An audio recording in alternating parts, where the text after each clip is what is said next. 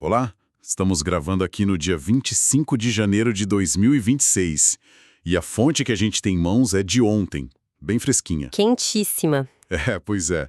E é um alerta bem atual que conecta a chegada do período chuvoso com um visitante, digamos, bastante indesejado nas nossas casas, o escorpião. Um visitante que não só chega sem ser convidado, como também pode deixar um péssimo cartão de visitas, né? Com certeza.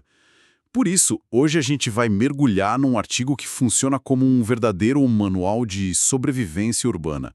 Ele explica como se prevenir de picadas e, talvez o mais importante, o que fazer se o pior acontecer. A missão aqui é extrair as informações mais práticas, né?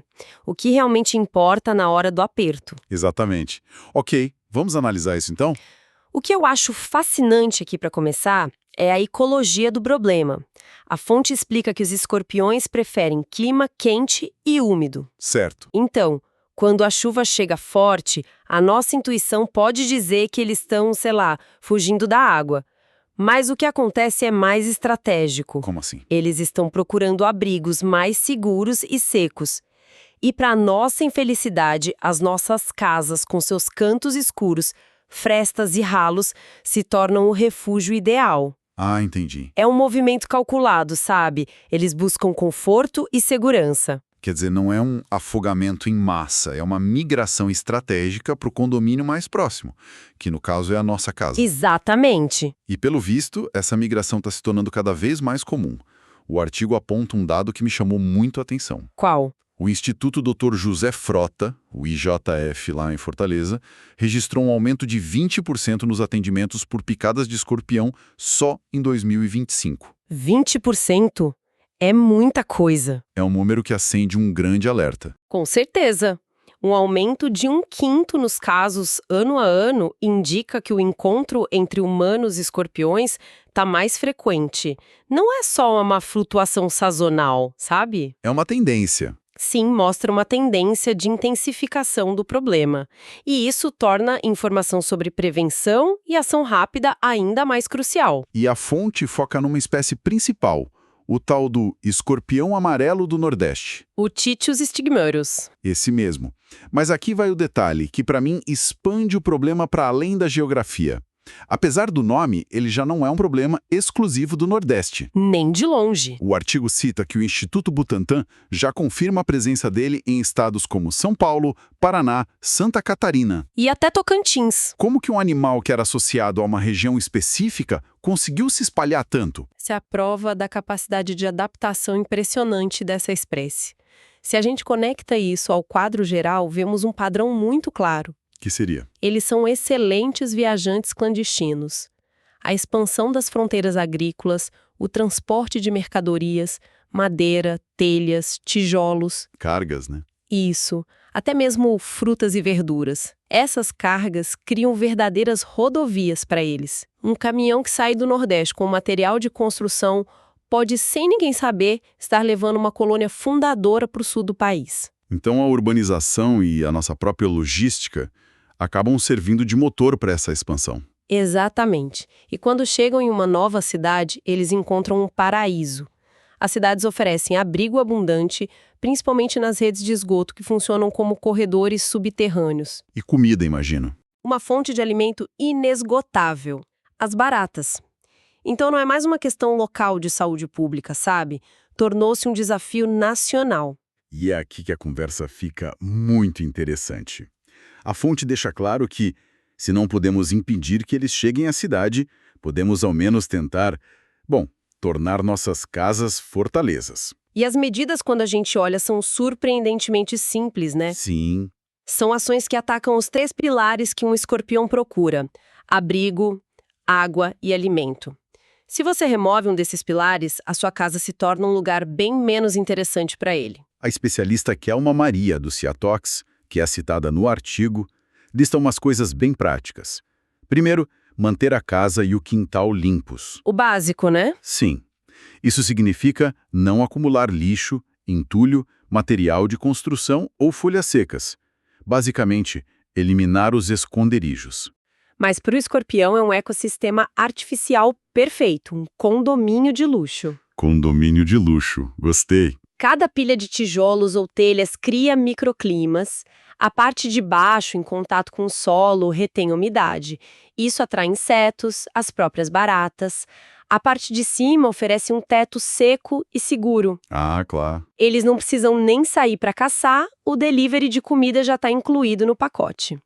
Então, limpar o quintal não é estética, é quebrar esse ciclo. Isso muda totalmente a perspectiva. Outro ponto que a especialista menciona é o controle da população de baratas e instalar telas de proteção nos ralos. Ralos do chão, da pia, do tanque. Isso. Eu entendo a lógica de eliminar as baratas, mas, sendo realista, isso não é um pouco como enxugar gelo? Se um bairro inteiro tem um problema de infestação, só a minha casa estar limpa vai fazer diferença? É uma ótima pergunta, e a resposta está na escala. Você não vai extinguir as baratas do bairro, é verdade, mas você pode tornar a sua casa um deserto alimentar para os escorpiões. Um deserto alimentar. A fonte cita que a dedetização periódica ajuda muito, porque o objetivo não é a erradicação total, mas sim o controle. Se o escorpião entra na sua casa e não encontra comida por 1, 2, 3 noites, Ele vai procurar em outro lugar. ele vai seguir em frente. Vai procurar a casa do vizinho, onde o restaurante está aberto. A tela no ralo funciona como a porta trancada desse restaurante. É uma estratégia de defesa local, mas que é extremamente eficaz. Faz sentido. É sobre tornar o esforço maior do que a recompensa para ele. E claro, tem aquele conselho clássico, mas que é essencial. Sacudir os sapatos. Exato! Sacudir roupas e calçados que ficaram no chão antes de usar. Sapatos, botas, até um monte de roupa jogada no canto são esconderijos perfeitos. Sim, é um hábito que deveria ser automático, principalmente em áreas de maior incidência. E a fonte também dá uma orientação muito importante. Sobre o quê? Sobre o que fazer se, apesar de toda a prevenção, um escorpião for encontrado dentro de casa. A recomendação número 1 é: não manusear o animal com as mãos. O risco de acidente é altíssimo. Certo. E qual o procedimento correto, então? Se for absolutamente preciso removê-lo, a indicação é usar uma ferramenta longa. Um graveto, uma pá de lixo, uma pinça. Algo para manter distância. Isso. Para colocar o animal com cuidado dentro de um recipiente resistente, de preferência de vidro e com tampa. E o destino final não é o lixo. E qual é? O correto, segundo a orientação, é levá-lo ao Centro de Controle de Zoonoses do seu município. E por que isso é importante? Por que não simplesmente resolver o problema ali mesmo? Porque cada escorpião entregue vivo às zoonoses é uma fonte valiosa de informação. Primeiro, ajuda as autoridades a mapear as áreas de infestação na cidade, permitindo ações de controle mais focadas. Entendi. E segunda, e talvez mais importante, esses animais são usados para a produção do soro anti-escorpiônico, que é o único tratamento eficaz para os casos graves. Então, ao capturar e entregar o animal, a pessoa está contribuindo diretamente para a solução do problema em nível de saúde pública. Ok, a prevenção é o ideal, mas a gente sabe que acidentes acontecem. A casa pode estar impecável e mesmo assim o escorpião encontra um jeito de entrar. Acontece. É aí que o conhecimento sobre primeiros socorros se torna, absolutamente vital. Vamos começar pelo cenário mais comum. Um adulto jovem e saudável é picado. Felizmente, na maioria dos casos, com adultos saudáveis, o quadro é leve. Geralmente uma dor intensa no local, mas sem complicações sistêmicas. E saber o que fazer, e principalmente o que não fazer. O que não fazer é crucial. Exato. Pode evitar que um problema pequeno se torne grande. Então vamos ao protocolo. O que fazer, segundo a fonte? A primeira ação é lavar bem o local da picada com água e sabão. Limpeza básica para evitar infecção. E para aliviar a dor, que costuma ser o sintoma mais forte, pode-se usar uma compressa de água gelada ou morna. Compressa, seja fria ou morna, age como um analgésico local, né? Ajuda a controlar o sintoma mais imediato enquanto o corpo processa o veneno. Certo.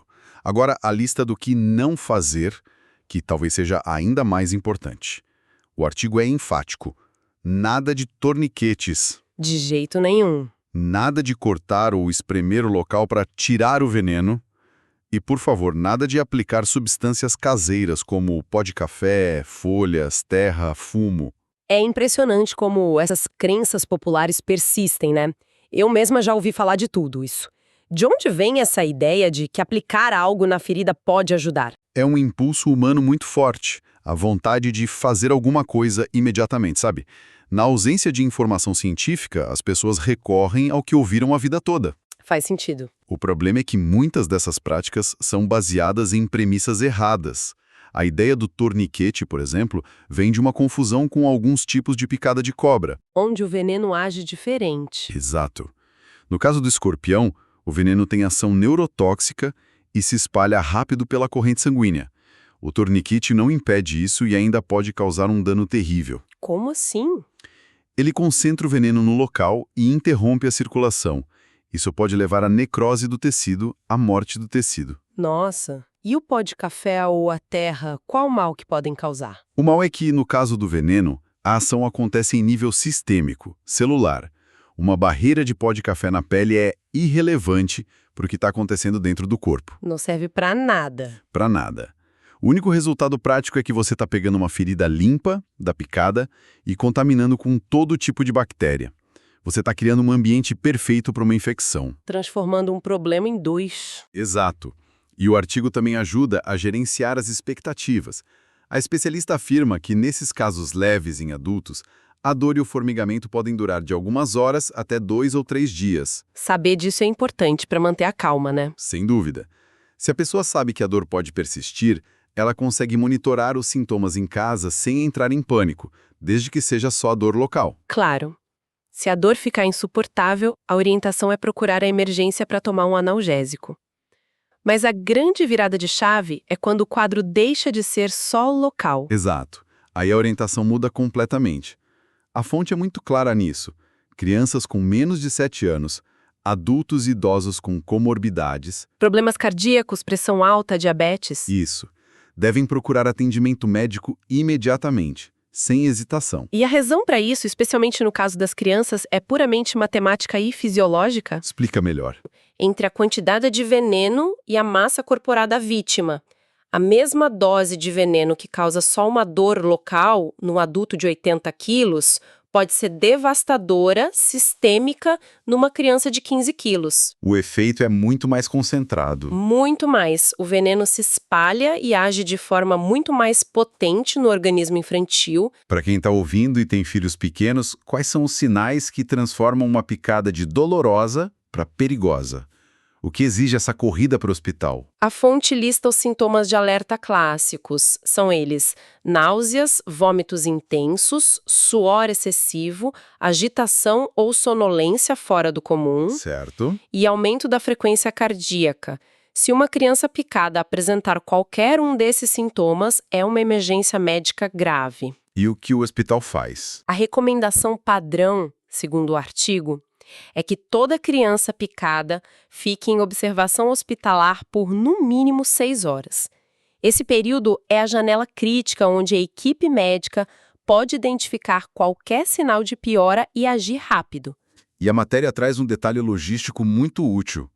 Muita gente, na hora do pânico, pensa que precisa correr para o maior hospital de referência da cidade, tipo o IJF. Sim, é uma reação comum. Mas o artigo esclarece que o atendimento inicial pode e deve ser feito na emergência mais próxima, como uma UPA. Uma unidade de pronto atendimento, é importante frisar isso porque essas unidades 24 horas são a porta de entrada do sistema de saúde para a maioria das pessoas. Elas estão preparadas. Sim, estão preparadas para o atendimento inicial, para estabilizar o paciente e, se necessário, administrar o soro.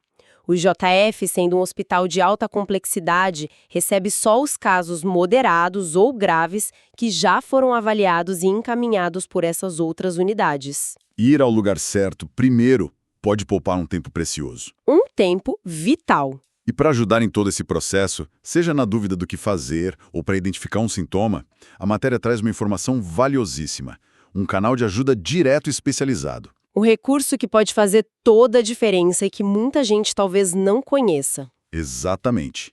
O Centro de Informação e Assistência Toxicológica de Fortaleza, o CIATOX, oferece atendimento 24 horas por dia. Na prática, como que uma ligação para esse número ajuda? É um suporte fundamental.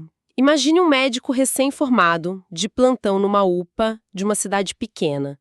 Ele recebe uma criança com um quadro grave de picada de escorpião. Talvez seja o primeiro caso que ele atenda na vida. Sim. Ao ligar para o Seatox, ele fala com um toxicologista experiente que vai orientá-lo sobre o protocolo exato, a dosagem correta do soro, o manejo dos sintomas. É uma segunda opinião especializada imediata. E para a população em geral? Eles podem orientar sobre os primeiros socorros, ajudar a identificar os sinais de gravidade e indicar o serviço de saúde mais próximo. É um serviço de utilidade pública gigantesco. E os contatos são bem acessíveis. Eles podem ser contatados por WhatsApp no número 85-98439-7494. E tem telefone fixo também, né? Tem. O fixo é 85-3105-8758. E, como o artigo menciona, não é só para escorpiões. O serviço cobre qualquer tipo de intoxicação. Produtos químicos, plantas venenosas, outros animais peçonhentos? Exato. É um número para se ter salvo na agenda do celular. Com certeza. A existência de um canal como este é um pilar de saúde pública. Ele democratiza o acesso à informação correta e imediata.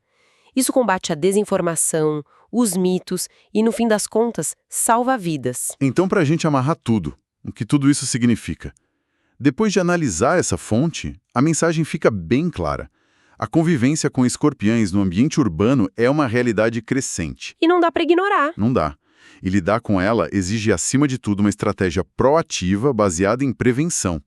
E essa prevenção começa com coisas simples: higiene e organização do nosso espaço. Manter a casa e o quintal sem abrigo e sem alimento para eles é a melhor barreira que a gente pode construir. E se essa barreira for furada, a chave é manter a calma, seguir os passos corretos de primeiros socorros. Lavar com água e sabão, sem invenções. Exato.